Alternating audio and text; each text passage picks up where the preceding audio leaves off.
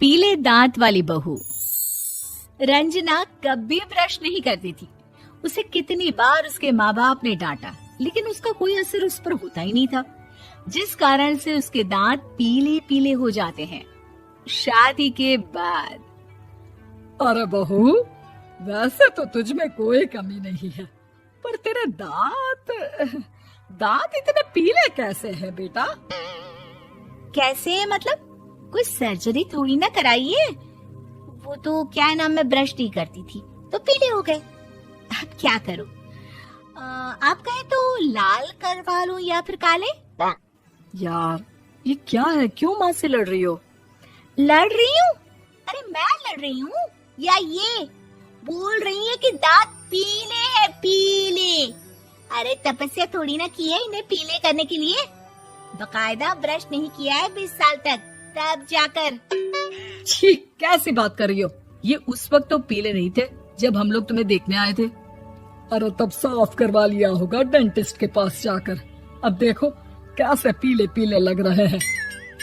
रंजना सास की तरफ गुस्से से देखती है। फिर शुरू हो गई पीले पीले पीले। अरे पीले तो तब भी थे जब मेरे हाथ का रसगुल्ला उड़ा उड़ा कर खा रही थी और बोल रही थी, लड़की नहीं गुणों का खजाना दे रहे भाई साहब आप। खैर, अब वो लोग करते भी तो क्या करते, पीले दांत वाली बहू पल्ले पड़ी थी तो झेलना तो था ही। एक दिन कीर्तन में रंजना गाना गा रही थी।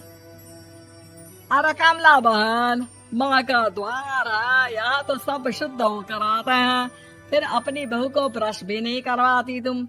दूर से पीले पीले दांत भक्ति में बाधा उत्पन्न कर रहे हैं।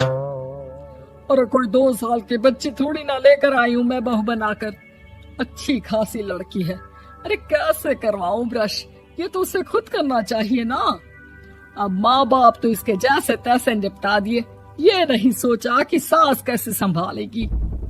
सास बहू को लेकर घर आ जाती है, लेकिन सोच लेती है कि अब इसे लेकर कहीं नहीं जाएगी।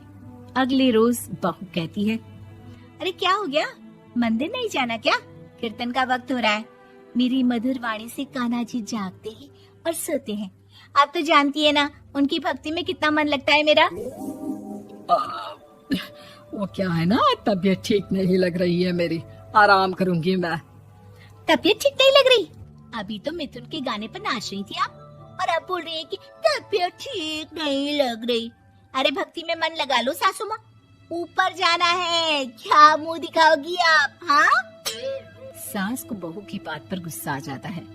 मैं क्या मुंह दिखाऊंगी, इसकी चिंता तो ना कर, समझी? अपने मुंह की चिंता कर, जो ये पीले पीले दांत लेकर हर जगह पहुंच जाती है। पता है लोग कितना मजाक बनाते हैं। ना जी ना, मैं नहीं जाना कहीं तेरे साथ। तो ये बात है। कोई ना, मत जाओ, मैं अपने कमरे में ही बैठकर भक्ति कर लूंगी। ऊपर वाला दांत थोड़ी ना देखता है, मन देखता है, भावना देखता है। और अरे बस बस, तू सब कुछ दिखा, बस ये सफेद चमकदार दांत ना दिखाना किसी को, है? जा यहाँ से।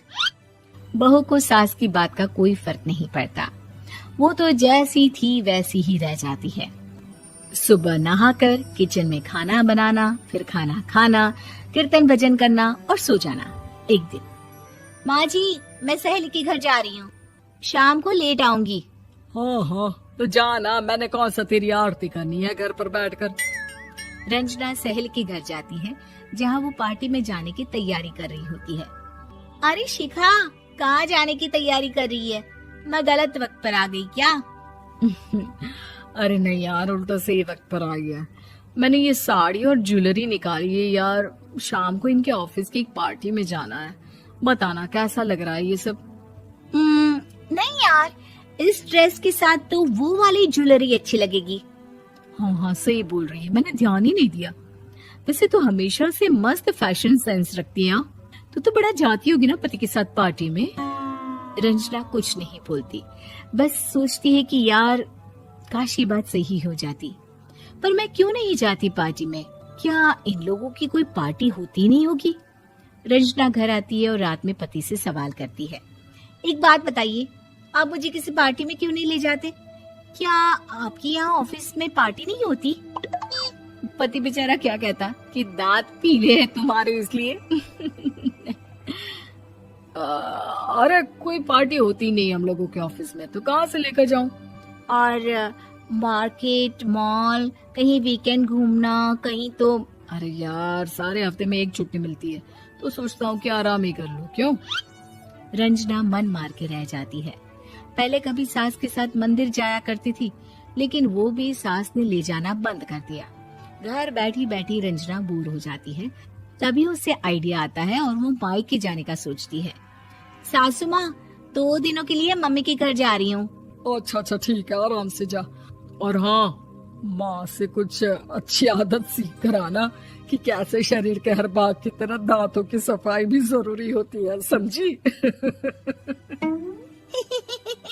शुरू हो गई ना आप। वो लोग आपकी तरह नहीं है कि छोटी छोटी बात का बतंगड़ बना दे। उन लोगों के लिए मैं मायने रखती हूँ, ना कि मेरे पीले पीले दांत। रंजना माँ को बिना बताए उन लोगों को सरप्राइज देती है, लेकिन जैसे ही वो दरवाजे पर पहुंचती है, अंदर देखती है कि घर वाले कहीं जा रहे होते हैं। अब माँ, काश रंजना दीदी के दांतों वाली प्रॉब्लम नहीं होती, तो वो भी हम लोगों के साथ चलती ना बुआ जी की बेटी की शादी में।